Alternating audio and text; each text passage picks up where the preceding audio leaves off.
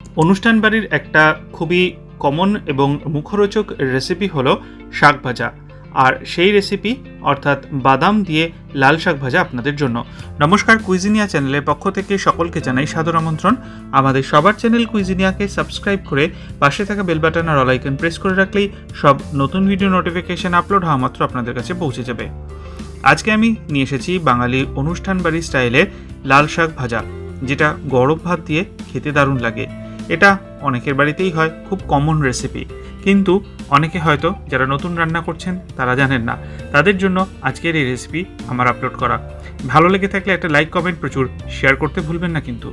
নতুন বন্ধুদেরকে স্বাগত জানিয়ে আর পুরনো বন্ধুদেরকে পাশে থাকার জন্য অসংখ্য ধন্যবাদ জানিয়ে শুরু করছি অনুষ্ঠান বাড়ি স্টাইলে শাক ভাজার এই রেসিপি।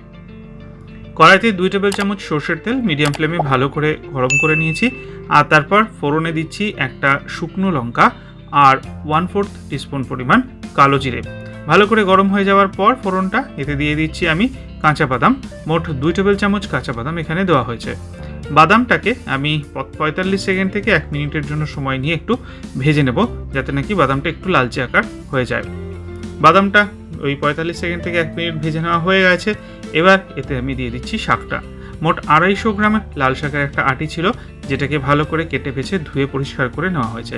শাকের মধ্যে প্রচুর ময়লা থাকে, তো সেইগুলো কিন্তু অতি অবশ্যই ভালো করে ধুয়ে নেবেন, নাহলে কিন্তু পেটে রোগ হওয়ার সম্ভাবনা থেকেই যায়। এবার শাকটাকে দিয়ে প্রথমে 1 মিনিটের জন্য ভালো করে আমি ভেজে নেব। ফ্লেমটাকে কিন্তু এখানে রেখেছি মিডিয়ামে। আমার ফেসবুক আর ইনস্টাগ্রামের পেজগুলো ফলো করতে চাইলে ডেসক্রিপশন বক্সে দেওয়া লিঙ্ক থেকে আপনারা ডাইরেক্ট ফলো করে নিতে পারেন। দিয়ে দিলাম স্বাদ অনুযায়ী নুন আর 1/4 টিস্পুন পরিমাণ হলুদ গুঁড়ো দিয়ে আরও 1 মিনিটের জন্য মিডিয়াম টু হাই ফ্লেমে ভালো করে শাকটাকে ভাজতে থাকবো। আস্তে আস্তে এটা থেকে জল বেরিয়েছে এবং এটা কিন্তু আস্তে আস্তে এভাবেই টানতেও থাকবে। এরপর এতে দিয়ে দিচ্ছি 1/2 টিস্পুন পরিমাণ চিনি। শাক ভাজাতে চিনি কিন্তু মাস্ট, নাহলে কিন্তু টেস্টটা ঠিক আসে না। এবার এটাকে মিনিট 3 জন্য ফ্রাই করব মিডিয়াম টু হাই ফ্লেমে। আমার কিচেন অ্যাপ্লায়েন্স পারচেস করতে চাইলে ডেসক্রিপশন বক্সে দেওয়া লিঙ্ক থেকে আপনারা ডাইরেক্ট পারচেস করতে পারেন। মিনিট 3 হয়ে গেছে, শাকটা কিন্তু অনেকটাই ভাজা হয়ে গেছে। এবার নামাবার আগে 1 টিস্পুন পোস্ত, যেটা শাক ভাজাতে একটা আলাদা মাত্রা এনে দেয়, আরও 1 মিনিট ভালো করে ভেজে নিলাম যাতে পোস্তটা মুড়মুড়ে হয়ে যায়।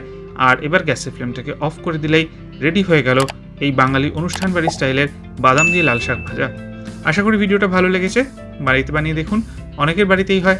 যারা হয়তো খান না বা নতুন রান্না করছেন, তারা বানিয়ে আমাকে কমেন্টের মাধ্যমে জানান কেমন লাগলো। ভালো লাগলে লাইক, শেয়ার করতে ভুলবেন না। আর যারা এখনও চ্যানেল কুইজিনিয়াকে সাবস্ক্রাইব করেননি, অনুরোধ করবো চ্যানেলটাকে সাবস্ক্রাইব করে এই পরিবারের সদস্য হয়ে যাওয়ার জন্য। সবাই ভালো থাকুন, সুস্থ থাকুন।